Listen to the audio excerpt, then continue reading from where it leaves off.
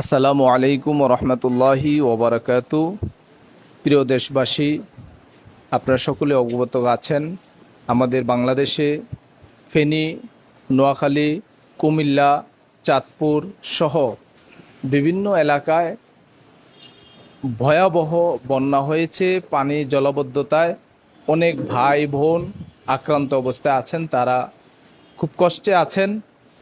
সর্বপ্রথম গাউসিয়া কমিটি বাংলাদেশের কাজ ছিল যেই এলাকায় বিস্তীর্ণ পানিতে ডুবে গিয়েছে সেখানে উদ্ধার কাজ, যখন আশ্রয়কেন্দ্রে গিয়েছে সেখানে শুকনো খাবার এবং যেখানে পাক করে খাবার দরকার ছিল সেখানে পাক করে খাবার, এইভাবে বিভিন্ন আমাদের গাউসিয়া কমিটির শাখা থেকে আমাদের সেবা চলমান আছে।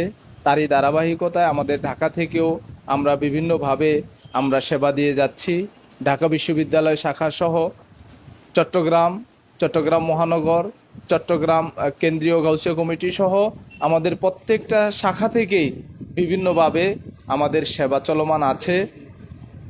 আপনারা আপনাদের যেইভাবে আপনারা আপনাদের আমানত গাউসিয়া কমিটিকে দিয়েছেন, গাউসিয়া কমিটি সেইভাবে আপনাদের আমানতগুলি যথাস্থানে পৌঁছে দেওয়ার চেষ্টা করেছে।